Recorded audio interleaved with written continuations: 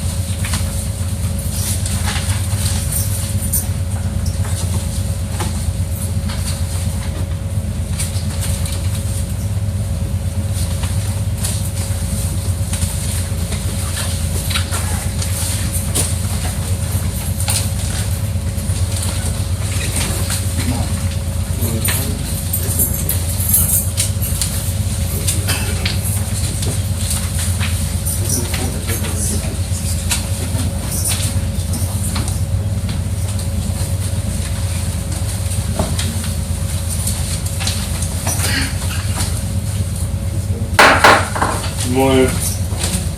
Welcome again. Good morning, Mr. Secretary. To call the roll, please. The district board of elections to employ meeting no call to order. So 9:51. Good morning, Mr. Adelbert and Bert Bryan. Yes. The Roland Molina. Present. Lisa Harris Moran. Here. Juliana Bernardo de New. Cooper W. Ross Jr. Stan Webster there. Mr. Raymond J. Wade. Here.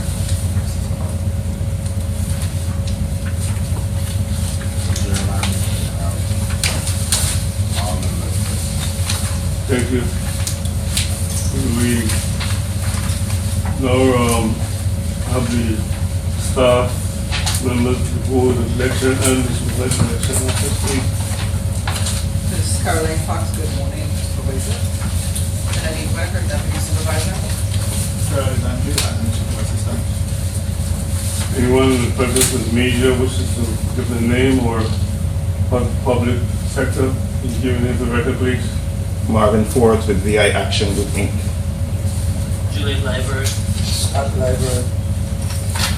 Taj Mahal, Yasus. What's that? Taj Mahal, Yasus. Ajna? Yes. Can you speak up? Taj Mahal, I'm a Yasus. T-A-J. THMCNAMARA.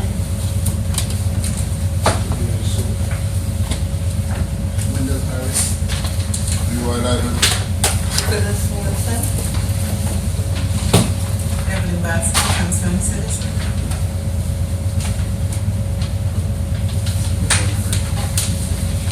It was, Mr. President, Mr. Designate, that the notice of the news president of Mr. Moscow.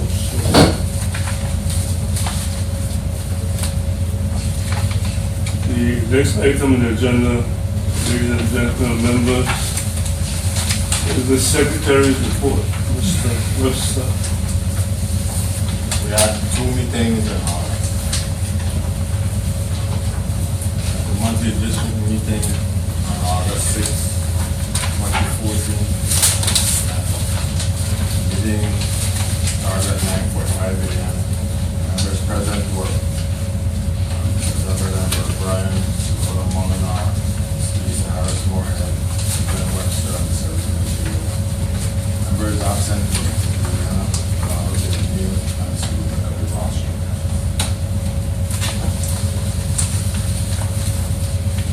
The election system staff present were Genevieve Whitaker, Deputy Supervisor, Earl Alexander, and Agnes. Others present were Mr. Ira Hobson,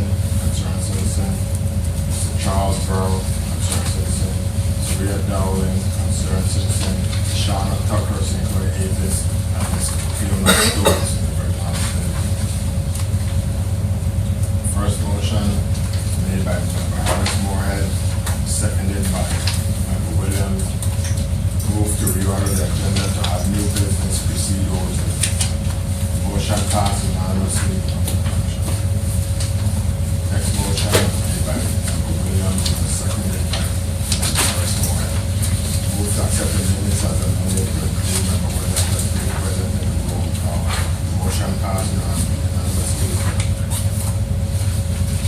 Next motion was made by Member Williams, seconded by Member Harris Moorhead. Move to petition for a special joint board meeting on August 27, 2014. Motion passed unanimously. Next motion was made by Member Williams, seconded by Member Molinar. Move to waive the reading of the admin assistance report. Motion passed unanimously. Next motion was made by Member Williams, seconded by Member Harris Moorhead. Move to amend agenda and strike items D and H. Strike items D and H. Motion passed unanimously. Next motion was made by Member Harris Moorhead, seconded by Williams. Move that the St. Croix District would make recommendations to legislative chief council as it pertains to the early voting bill. Motion passed unanimously without objection. Next motion was made by Member Webster, seconded by Member Harris Moorhead. Move that the St. Croix District Board write a formal letter of apology regarding the loss of audio on the Automark voting device on primary election day. Motion passed with Member Williams dissenting and Member Molinar abstaining. Our next meeting was on August 14, 2014.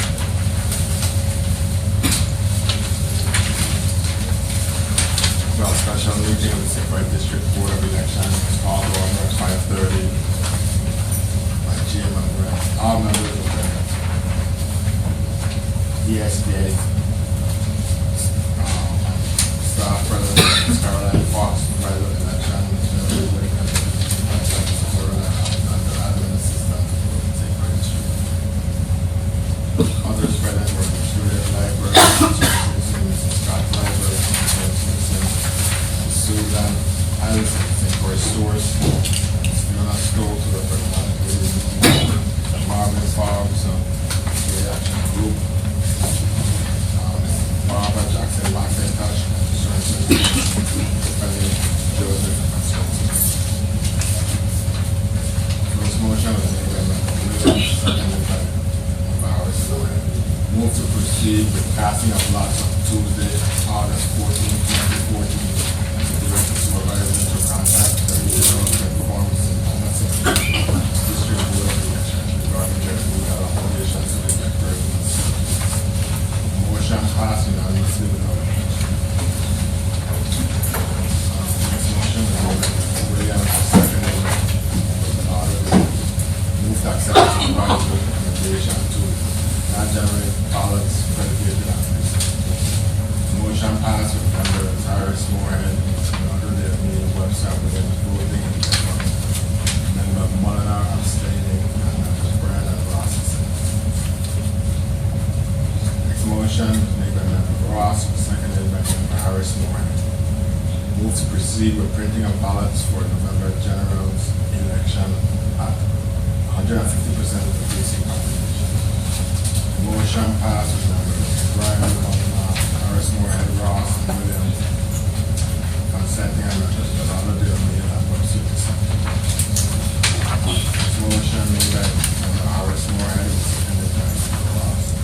Move that Chairman of Ryan distill the language of the PI code and make recommendations to the joint board relative to simple voting for the ballot in the general election. Motion passed with Members Bryan, Molinar, Harris Moorhead, Ross, and Webster abstaining. And Members the other day of meeting. Motion was made by Williams, seconded by the auditor. Move that each contest on the ballot be designated by color in order to facilitate this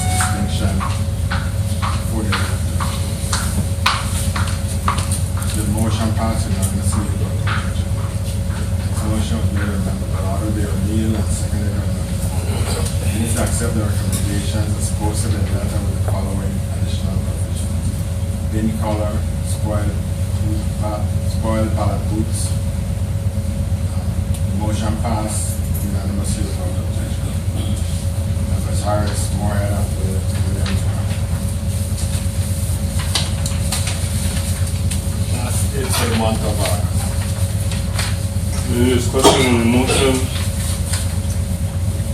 Go ahead, go ahead. I move to accept the minutes for the 2 meetings in August as read. Motion, second. Hearing no objection, quorum present, so ordered. Next report is the administrative assistant report, Mr. Terrell. Good morning again. Admin report, demonstration of new voting machines in the office during the month of September. The DS200 was demonstrated to 39 individuals. This number does not include individuals who use the automat and mark the ballot by pen. This number does not include individuals who learn to use the machine without feeding the ballot into the DS200. Second, next, clubs, organizations, associations, and churches registration and demonstration of the new voting machines. On Tuesday, April 22nd, 2014, Chairman Brian instructed me to contact various organizations, associations, clubs, and churches to conduct voter registration and demonstrate the voting machines. During the month of August, Automac and DS100 were demonstrated for the following organizations, groups, clubs, and churches: Blue Life Senior Reserve and at the University of Virginia and St. Croix. For the month of August, the St. Croix Board of Election registered 7 electors. The month of September 2014, one group requested demonstration. The following registration is scheduled for the month of September, once approved by the board. Behind on my report has the letter of request from the specific group. There's also a next one coming from Alexander Henderson to do a demonstration for the students at the school during the month of September. I just haven't received the letter yet. Suggestions for the month of September. For the month of September, I have 3 suggestions which I discussed with the chairman, Albert O'Brien. The first suggestion, since this is the last month of registration before the general election, is to conduct high school registration and demonstration pursuant to Title 18, Section 95B. Schools to be contacted are the Seventh-day Adventist School, St. Joseph High School, Free Will Baptist School, IQRA Academy, St. Croix Central High School, and the St. Croix Educational Complex.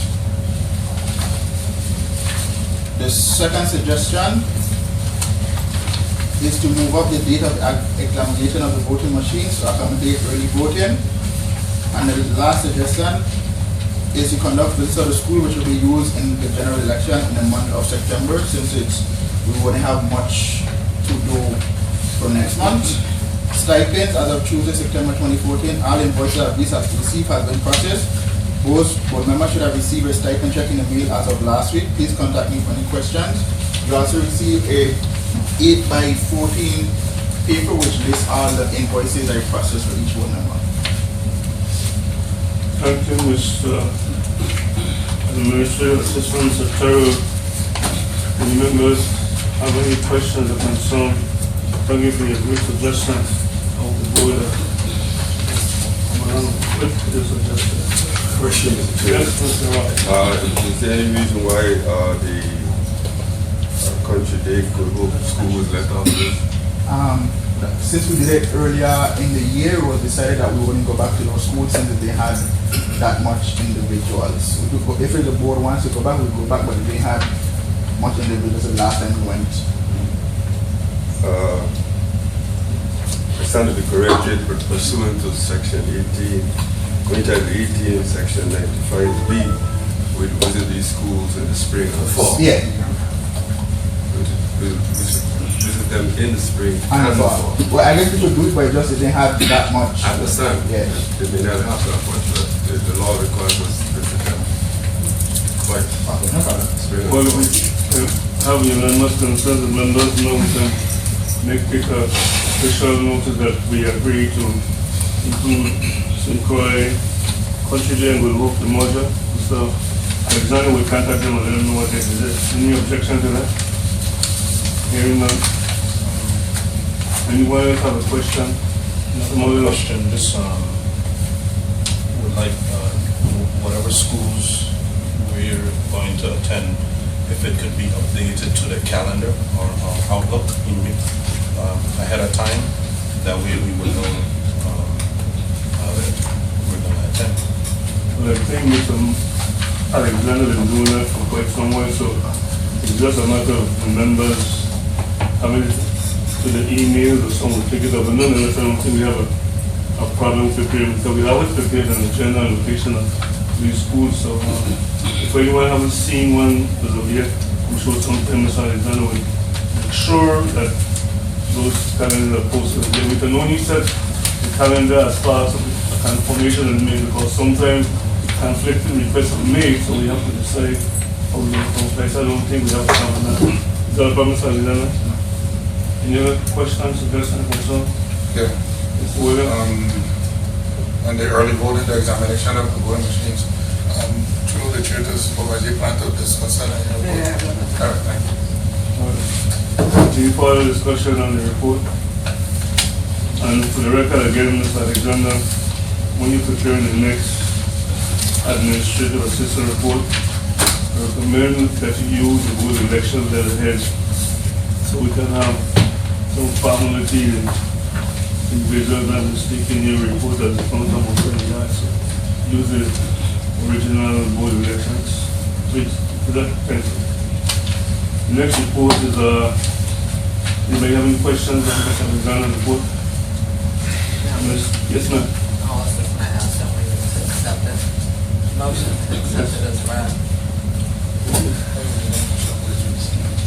Well, do we accept that? Yeah. That's part of the record, it has to be accepted by, because we amended it, so. Move that we accept administrative assistant report as amended with the additional country date of the word school. Move, is there a second? Second. Seconded. Any objection? Hearing no objection with a quorum present, so ordered.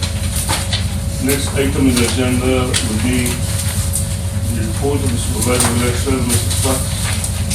Again, good morning. Morning. Quote for today: start where you are, use what you have, do what you can, by Arthur Ashe. Correspondence, we got our correspondence from the Disability Rights Polling Place Accessibility Survey, although it came after the primary. We can still utilize it going forward. The areas they highlighted, we're very familiar with, that have concerns. I know some have been addressed, but Charles Emmanuel, Ricardo Richards, and some of the bathroom facilities for ADA and entrance. The Jerusal, we already took care of that. So again, you have it for your perusal. It's similar to what was last year on those sites. Forgive me, Pearl B. Sure, Mr. Scott. is that disability? Yes. Is in this? That's what That's it it, yes. Oh, because is this I was looking at the original report, I was wondering who was going. Yes, so this, we flip it, I just did the highlights and the grading on the back. You have each site and what's the issues that they pointed out to us. Before we go any further, They did this in hold on a minute. 2012. How many members seen this report before today? We just got it today, just giving it out today. Yes? No, I meant to say this out. Before we go move forward, this report is dated August 22nd. Today is September 3rd. This stuff, yeah. And I don't see any No, we just reference. got it. I understand you just it. I saw this here yesterday. When Mr. Tan, when you get this here? From who? They're going to explain this stuff because you got when she had it. We just got it. Now you speak with Sweeney, but there's no Sweeney right there. Sure. I got it around 4 or 5 o'clock last evening. Last evening. For the record, just got this report the 22nd of August, dated yesterday afternoon 4 o'clock. We'll take a 10-minute break to read this report. So, 10 minutes recess.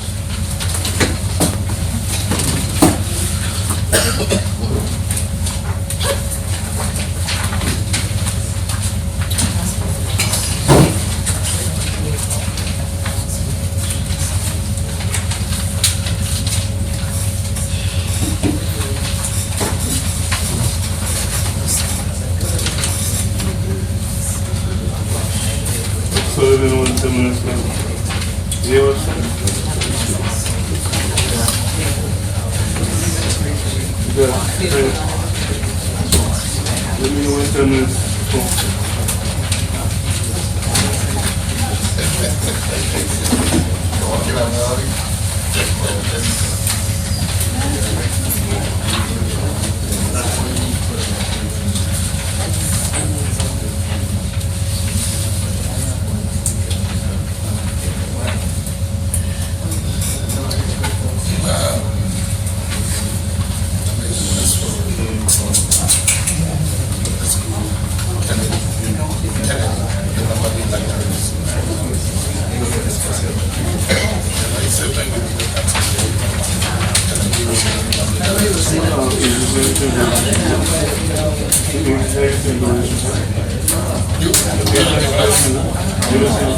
given us our report. We'll do that change for the primary, but not for the. The survey was going on, the report is dated August 22nd, 3 months later. We just getting it according to the statement yesterday afternoon, 4 o'clock. I wanted everybody to be aware of the contents of the document, so we don't, so we didn't get a chance to read it. We started at the last minute. The report, in most instances, is making about the places that visited 28 polling places, 50% improvement rate, and all those conclusions degraded the facilities from an A down to a D. And I think we need to look over this recommendation further and just examine it as this. So I hope we need to keep an accurate record when information comes to us, so we can say that we had no too long and we didn't want to put it. It's important that we have accurate documentation of receiving and sending documents. So Mrs. Fox, you may proceed and... Mr. Chair. Yes, sir. The motion proceeds on that specific information. List of the appropriate amount of motion that corrects. Say that again? I said I have a motion that can correct some of these issues. Of the report? Yes, So when we get to the appropriate section, you're willing to I digest am it? ready whenever that. Well, let's continue the success and interrupting her for the break for everybody to read. Mrs. Fox, you may continue. Okay, unfinished business, there's none. New business, added. Hello, please. This you were talking about, you say you stopped it. Yeah, that was correspondences. So that's all you want to say about Yes, I'm just correspondence? highlighting the areas that have grades that are not. You want to wait until Mrs. Fox finishes her report, or you want to? Do it whenever. That is by submission, we're going through the whole. No, he said he had a motion. Yeah, whenever.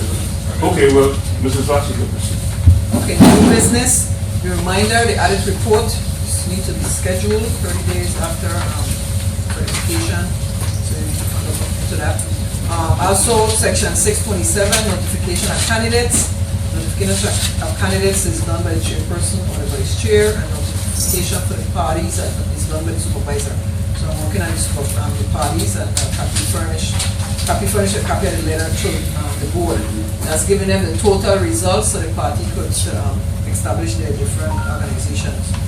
The PSA, we're going to show a highlight for the board approval. It was on the agenda last time, we didn't get to show, but we did do the PSA with Astia Lebron, Spanish English, when we had last Janesha. It came out just before August primary, so we didn't want to use it then. Hopefully, once you approve it and then join, we'll look at it, we could start viewing it on all the different radio and TV stations. So a little version of it, and like I say, Spanish English material. So you got Spanish and you have an English version. And what you're doing, Mr. Terrell, you should also have a video relative to the use of the ballot or the ballot preparation. So I don't know if you want to, if you have content incorporated there. I can move it away from the members who can't see it here. What are we looking at? The PSA, the beginning of the PSA, so I see what it's like, so if you approve it. When we change, that's, if it's on the subject or this is. It was on the Un voto schedule. hace la Hold on, hold on, diferencia. hold on. La ley federal requiere que los Spanish votantes version. Oh. I thought it was So go ahead. Just like it was on the agenda last month, but she said she didn't get to show it. con discapacidades puedan suministrar con la oportunidad de votar con o sin ayuda, según su preferencia. Para cumplir con este requisito, la Junta Electoral de las Islas Vírgenes ha introducido dos nuevas máquinas, el Automat y el 10%. Las máquinas harán votar justo, accesible y transparente. El Automat es una máquina donde se pueden marcar los votos. La Junta Electoral suministra el Automat en cada lugar de votación. El Automat se coloca en una mesa que da la capacidad para cubrir o asegurar y votar en la intimidad a votantes en sillas de ruedas. Si necesita asistencia, un trabajador electoral estará allí para ayudarle. El Automat no cuenta su voto, solo marca sus elecciones en su boleta de manera privada. De hecho, la boleta electoral utilizada en la máquina automat es una boleta estándar utilizada por todo el mundo. Hay varias maneras de utilizar esta máquina. Las instrucciones y las selecciones se pueden leer en la pantalla o puede leer con usted a través de un par de auriculares que se facilitan en el centro de notación. Luego se puede... One vote makes a difference. Federal law requires that voters with disabilities be provided the opportunity to vote with or without assistance, according to their preference. To meet this requirement, the Virgin Islands Board of Elections has introduced two new machines, the Automark and the DS200. These machines will make voting fair, accessible, and transparent. The Board of Elections will provide an Automark at every voting site. The Automark sits on a table, which gives voters in wheelchairs the ability to roll up or sit down to vote in privacy. If assistance is needed, a poll worker will be there to assist you. The Automark does not count your vote. It only marks the selection on your private ballot. In fact, the ballot used in the Automark machine is the standard ballot used by everyone. Let's get on with the process. There are several ways to use this machine. Instructions can be read on the screen, or they can be read to you through a pair of headphones that will be provided at the poll center. Decisions can then be made either by touching the screen or using the Braille-coded keypad. If assistance is needed due to disability, blindness, or inability to read or write, federal law allows you to bring a friend or family member to assist you. Adjust your viewing angle, insert your ballot into the front, guide the ballot to the tray. The Automark will pull the ballot from the sleeve. The loading instructions will appear on the screen, or they can be read to you. Text can be enlarged with the zoom button. Selections can be made on the screen by touching the oval or the name of the candidate. Selections can also be made by using the Braille-labeled keypad back and forward to go through contests, up or down to go through candidates, and the middle sections to make your choices. Navigation can be accomplished by using the up and down arrows to choose a candidate. If ever you overvote, the Automark will alert you. Write-in candidates are also possible. Changes are always possible until you cast your vote. DS200 ballot scan step 1. Mark your selections. You will be given a paper ballot by a poll worker. This paper should be taken to the designated polling booth. You may also be given a privacy sleeve which protects your selection from view. Make sure to use the appropriate writing device or special pen. Fill in the oval completely next to your selection and avoid making any other marks on your ballot. No circles, no X's. Select no more than the choices allowed for each given race. You also have the choice to write in a candidate. Just fill in the oval right next to write in and legibly spell out the name of the candidate that you would like to vote for. Remember, please refrain from any stray marks. If a choice has been made, it cannot be erased. This means you need a new ballot.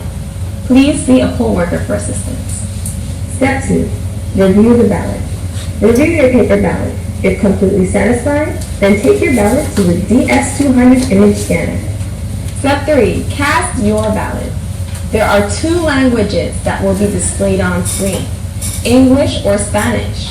Just select the language of choice by touching the designated button on the display screen. Instructions on how to insert your ballot into the tray will then be displayed. The DS200 accepts ballots from any direction. The DS200 will then draw your ballot into the unit and give feedback on scanning process. If you selected more or less than the choices allowed, an error prompt will appear. Overvoted, undervoted. To change your selection, press Return Ballot on the touch screen and the ballot will be returned. You may need to ask the poll worker to give you a new ballot. If you would like to cast your ballot as is, you can override the on-screen message by selecting Accept on the touch screen.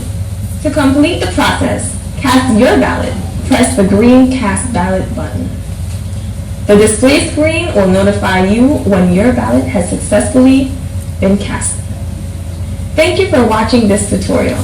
For more information, you can call our St. Clair office at 340-773-1021, our St. Thomas office at 340-774-3107, or our St. John office at 340-776-6535. If you have any questions or need more assistance, please visit us online at www.vivote.gov. That's www.vivote.gov.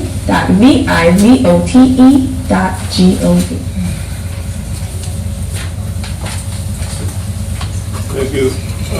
Mrs. Fox, I don't want it to be said or mentioned, but the same language that Mrs. K was speaking in English is also a complete version in Spanish, because I know this was Scottish, so I don't want to give the impression that you stop someplace else. And secondly, the instructions relative to overvote and undervote. I don't recall seeing instruction to instruct the voter to push the button to correct the ballot. Why is that missing? Somebody needs to have it corrected before we put it up. Like your accident to care to write in the errors, it must be instruction to tell them when they overvote. You just can't tell them the ballot will not be come to tell them what to do to have a correct ballot or even get a new ballot. So we need to, so we can find a way to have that incorporated in the instruction to use. Anybody have a concern or question? Ms. Moore? I have a concern with the section regarding write-in. It doesn't inform the voter, and this is alarming to me. If nobody else finds it an issue, then fine. But it doesn't tell the person that you have to spell the person's name the way they're registered, because most of the votes that we get for write-ins are not counted, because if somebody, for instance, were voting for me and I'm not running, and they spell my name wrong, it wouldn't be counted. If they spelled it M-O-R-E for the first part of Moorhead, it wouldn't be counted. Somebody else could spell it the right way, and I'm only getting 1 out of 6 votes or something as a write-in. So I don't think people realize that. They just write whatever they think is the spelling. So if we could add a line saying, be sure if you're writing in that you write, you have the proper spelling of your I think she said the exact words are. Hold on, please. Hold on, please. All she said is write legibly. It has nothing I'm to saying do I with know, but I'm spelling. saying if I'm trained in making up the recognize the next speaker. One is ahead. Okay. No, that's all I was So you saying. finished? Yeah. Mrs. What do you do? No, sorry, I think she said, be sure to write legibly, so you're saying, what else what should she really say? I'm saying the person's name is spelled incorrectly, it doesn't count. The voters should be reminded to spell the names the way the person's name is properly spelled, have the proper spelling of any candidate's name. If they spell Raymond R-A-I, it's not gonna count. I mean, I'm just making a suggestion. I don't know how anybody else feels about it. If I may, Mrs. Moorhead, I think the legislature authorized the board of election to determine the intention of the voters' election. In this instance, when they print the written pages from all the ballots, it is the board who will determine the intention of the person. Some people write Adelbert Bryan, Adelbert Embert Bryan. There's nobody else saying him Adelbert Embert Bryan. It's Albert Bryan. So any one of us can determine if you write Lillian and don't put the R or A, Elado. There's the same intention the voter to authorize in the person's code when they allow the board of election to determine the intention of the voter, and that person's intention will be recognized. So when you find the writing section, as a matter of fact, when we just came from San Francisco, the engineer and vice president for ballot design told us in the video and in classes that they can design one page and take all the writings in one page and you can draw it. So when you examine that page, you might see different people named. They intended to be the name spelled correct because it's not a spelling exam. The intention of the voter must be recognized at the election. So we can research it and have it on top of that. I'm sure that was done. I think with a question when Senator Richards was the president when I said the time. Anybody else have any questions? Before I go far, I'd like to commend the individuals or the election system who put it together. I'm sure we can work together. So I don't want it to just go that we don't recognize the efforts made. So those effects. So Mr. Williams. I got 2 points, relative to what Lisa was saying. Number one, the clarification in terms of spelling, if that candidate wants a write-in campaign for say, or if there's a write-in for a candidate, that candidate should provide the election system with the variations in their name, the spelling of the name, so that we can know that this name, it's been done in the past. So it goes in tandem with what you're speaking about on the video. I don't know how much information you want to be, how much detail we're trying to put into the video that probably can convolute it even more.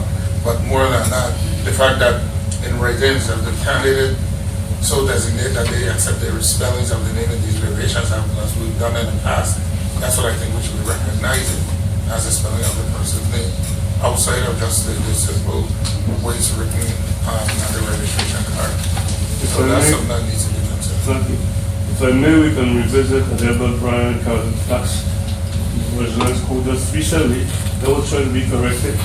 One Judge Moorhead says a nickname and a street name and all the name, even Humpy Dumpy, is recognizable once you know they call me Humpy Dumpy on my leg.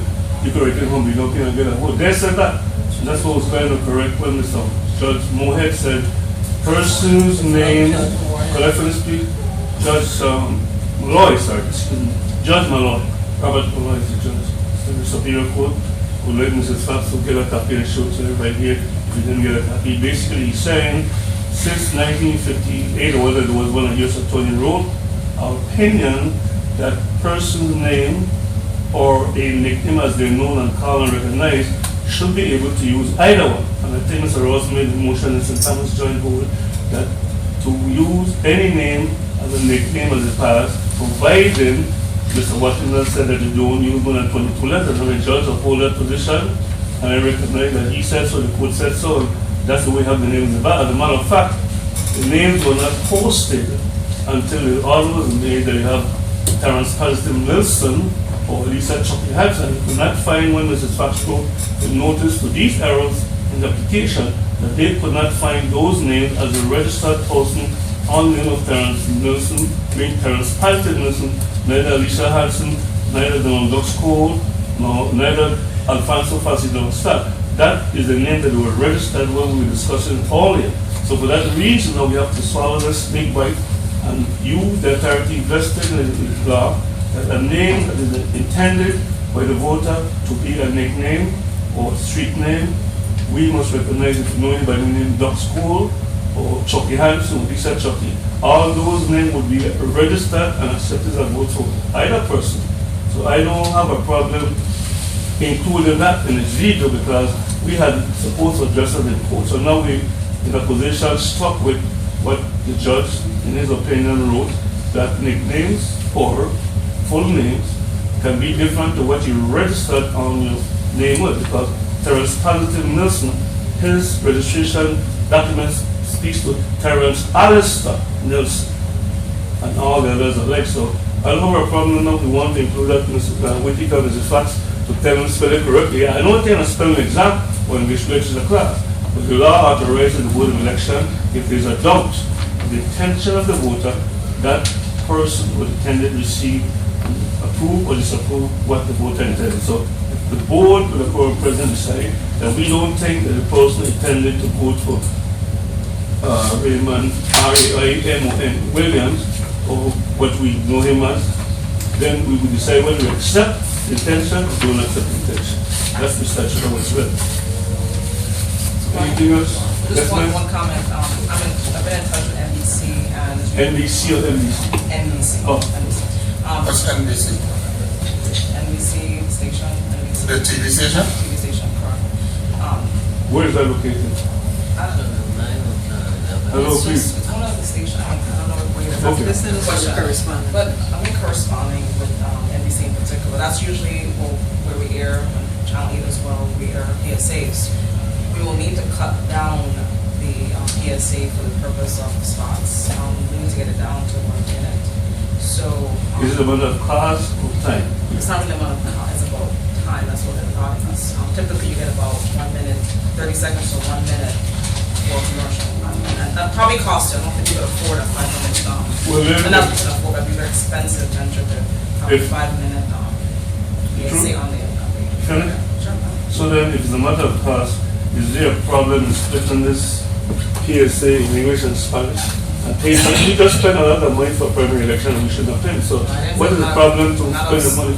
And Collections, the channels give us spots and they limit. They give it to you. Should have a free stuff. CSAs are free. Okay, well, I'm saying, PSAs on NBC and these things are not. how many free. PSAs they give to the board of election system? One? Look, you can get it. No, how many they give them? 1, 2, 3, how much? It's not about how many, we agreed to a contract and we negotiated out and so on. But what I'm saying to you is that they give us between 30 to 1 minute spots.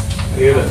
PSAs could be free, Channel 6 could be free, but in terms of what we've done historically, we've paid for spots on Channel 8, we've paid for spots on ABC, so ABC, NBC, and so on, we pay for that. And typically, historically, it's been 30 seconds to 1 minute, and that's how much they give us. We typically do not get a PSA on a major station for 5 minutes. Okay, and I understand It's that. possible that it's not. I understand what you're saying. You have paid spots, you have free PSAs. I'm asking you if there is a way that you can either pay for more than one spot or anything in English and Spanish, that you have two separate spots saying the same thing, that you pay for the one in English and the one in Spanish, because we are obligated by law to have it in both languages. So therefore, if you have a contract with the television media over there to pay them, then we should go to tell them how many spots we want to pay for and are willing to pay for versus how many free PSAs they're giving us. So if they're only limiting us to one PSA, and this is too long, then we should be able to compensate the TV station or whoever there for as much spots as we feel is comfortable to inform and educate the mass of people. If they only have one PSA with the election system and the board, then you have one. So I'm saying that if you could take those one that is too long and make them alternating in one that is less than the 30 seconds, how can that work? Well, what we're looking at is for example, using government channel, and then obviously we can use that tutorial and have them play the book in Spanish and English, the entire, basically the entire video, entire PSA. But you're still skipping my question. And then for NBC, which we're limited, maybe in channel 8, what have you, to maybe more shorter spots, we can simply cut down the video, take the content that's most important, and relate, they're not telling us, they're not limiting us to the number of spots, they're limiting us to the time frame, which is 30 seconds to 1 minute. When I hear you again for the full time, Mr. Whittaker, my question is still answered here. If you have channel 6, whether it's 6 or legit TV, you have channel 12, do you have those government channels?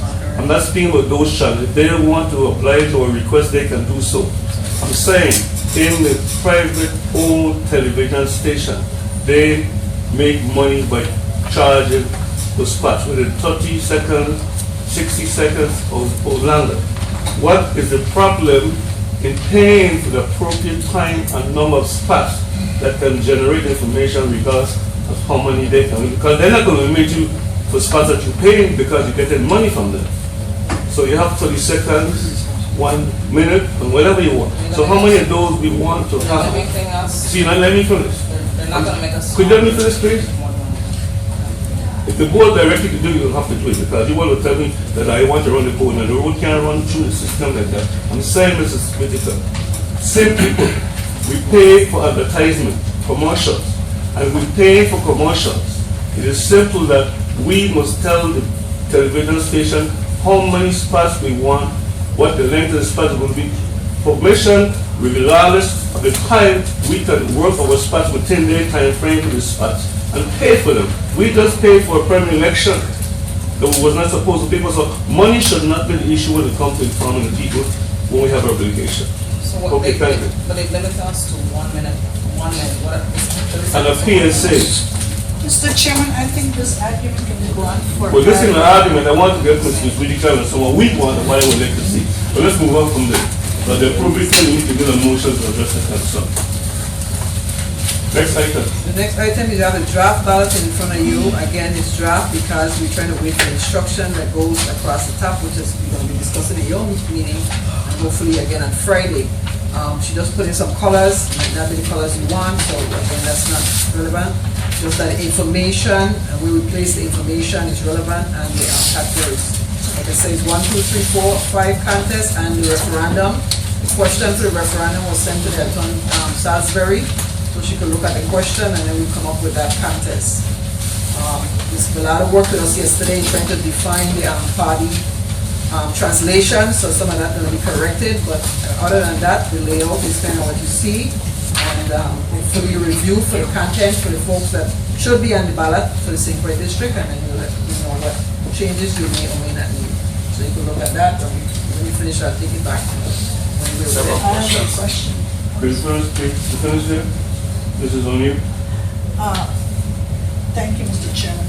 Mr. Chairman, to the chair, to the supervisor, I still have concern with this ballot because the names for governor, lieutenant governor, and the names for the delegate to Congress is so small, you're gonna need like a magnifying glass to see these things. Can they be larger, I mean, bigger font?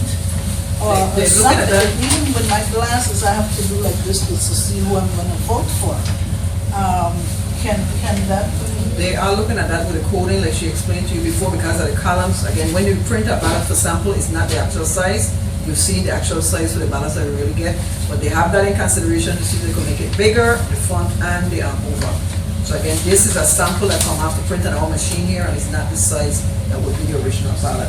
But again, like she explained, it's all about computer and programming. You have 3 columns, and you only could do 3 columns unless you want 2, 3, 4, 5 different sheets of paper, and we look at it. But can you make this column wider going down rather than this way? If you look at it. Because this is where the problem is. If you make this column wider going down, you can spell those names much bigger.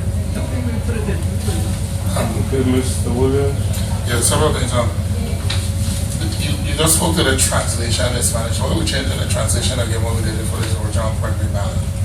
No, because now we put a party on top of the party Oh, information. oh, And just some for the is party. some is party of and some is not without the party. So we started to get some translation. So from just for that- Somali for that yesterday. area. Just the party name underneath the names of the candidates. And for further clarification, when we're in California, 2 weeks ago, there's a series of questions I think that were asked relative to ballot construction, and I'm awaiting some information back from them, but I know relative to design and construction, they said there's multiple ways to play with these ballots to improve on the size and the size of the oval and stuff like that, and still maintain it within the 11 by 17 or whatever this thing is.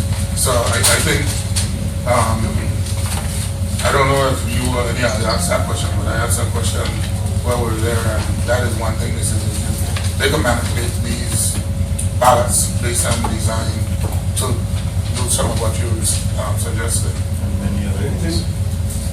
I have here, before we reach Mr. Ross, Mr. Alexander, you have a video that was taken in San Francisco for the same conference. All of us sitting here with exception of Mr. Ross and Mr. Moores and Mr. Webster, related to what Mr. Williams is saying. Nonetheless, when you're getting ready, you could hear from Mr. Ross and Mrs. Whitaker. Action. No, we can start here. So see it right now. What is it? This was in the Western Constitution, there was a bill by people who were chairman of the board, President Roy. What we here today to discuss balance time. This is the Vice President of Innovation. What we want to do is process need to explain to us looking at staff. My concern is on election day, we have the ballots ready, but we have our ballots marked polling place. And in the same polling place, we can have more than one precinct. Therefore, each polling place, when we take the machines to the place, because of the subsidies, we take the ballot information from polling place, same polling place, and one of the good features would use the information from drive and one can result taken. We can have all the information readily available after the election vote is closed. probably have it simultaneously around, we can temporarily put information on polling places. That's correct. That is correct. Moving forward, Let me explain how we do that. As you can see, this would be the kind of ballot voters would vote on, but along the outside here, these are timing tracks, and this is a code channel. So we can code ballots by precinct, so every precinct has a different code channel. And so if there are 2 precincts in one polling place, they would have different channel here and different channel here, while they may still have the same contest, such as here, can have the same contest, but different code channels. The different code channels let us tabulate these in separate buckets. One bucket for precinct 1, one bucket for precinct 2. And then you can get totals for the selected candidates by just that bucket, or totals by the combined bucket. Those separate precincts, or the whole polling place. And you can do that with the tabulator. It does that automatically for you without need to sort these out later and tabulate them later. It does it automatically. And when you say bucket, you're speaking of the system memory of the That's right. On this one, right? Came up with all the information of the polling place and precinct, you have all the information, but how you bucket, you're looking for something to fill it in. So you speak up with the memory from drive, where you can have the polling places and still put the precincts and make sure with the same kind of marking or ballot style to have precincts and ballot within the same information. Correct. The different code channels represent the different buckets, which represent the different precinct, and therefore different areas of memory. Another concern we have, you see we have the category here of the Mercedes here. Now we discuss legal movement, what the level are down, and then we see in the middle, and the bigger size of the information. You also mentioned the color codes or colors of classes, or categories, and you mentioned a line that can go around each category of classes or races, so you can see the colors different, so you can know the category. You can know that also, right? Yes. And how long that would take us to design a product? Oh, no extra time. You just need to understand the way you want it. And so there's great flexibility to move this up or down as much as you want. And it'll be consistent all of the way. There's great flexibility in the colors you lay out here. The background color can be blue, another background color can be green. You of course want to still be light enough so that you can still read the writing, but yes, as long as you tell us up front what you want, it takes no extra time. If he gave you information, we can get it completed the same day and how long it takes to go over that? Within a week? Yes, Within a week. Yeah. And another concern, you have a writing section. You told me, I think that I understood you said you can print all the writing information on one page so someone can go in and take it down rather than search it individual ballots. Yes. All the writings can be transferred into one category for writings, and then we will take it down and put it in front of it. Is that correct? That is correct. Explain it again, please. Yes.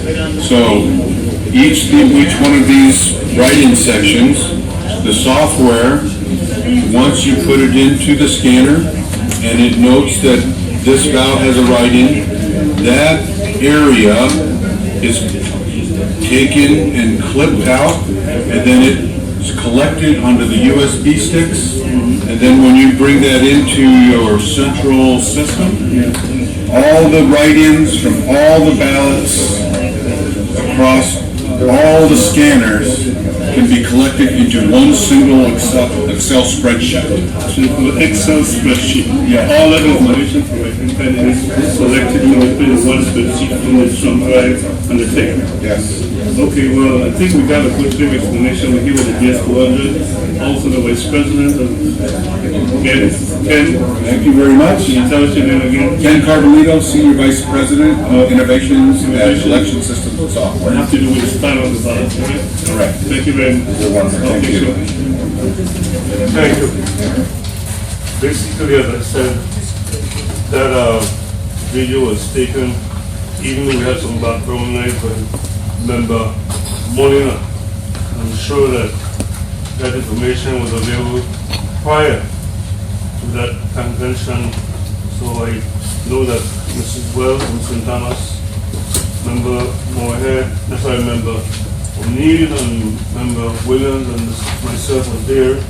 We had another exposure to a lot of other ways that we can use the voting system from the beginning to the end. The gentleman that was just there is the vice president and engineer, the ballot style and everything that you can imagine. So whatever anybody else come here and tell me here, whether they elect anybody, the engineer is the man that tells us that we can do these ballots, just like he had in his hand.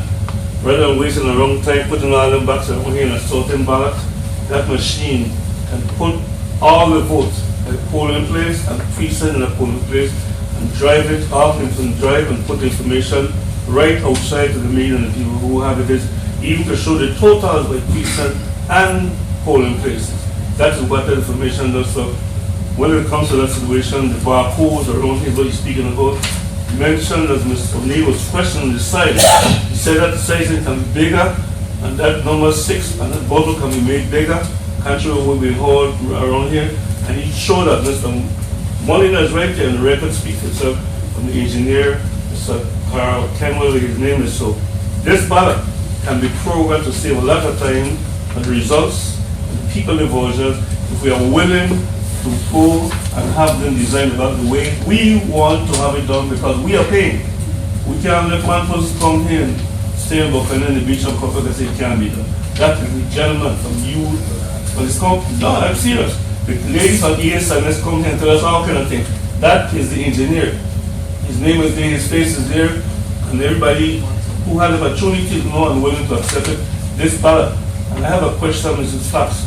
Since you only have one gubernatorial candidate you can pick, these categories could be right up here, as he said, the ballot could be placed around here, and the board of election will have it in back, the right in front, with all the space, with the exception of right in.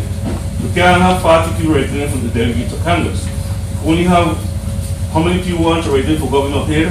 You have to say that there's much space.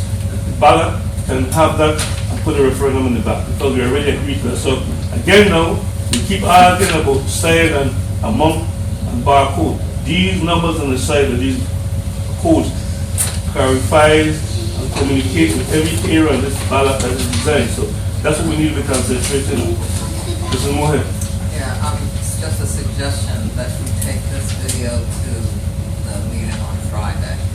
So when this is discussed at the joint board, they'll have access to it. I don't have a problem with that, because again, I will do it. Okay. I intend to do it because I don't want it as long as board grants saying anything. I want to be able to show what we saw, what we were told, and what we need to do to have a fair and transparent election that we can get fast results.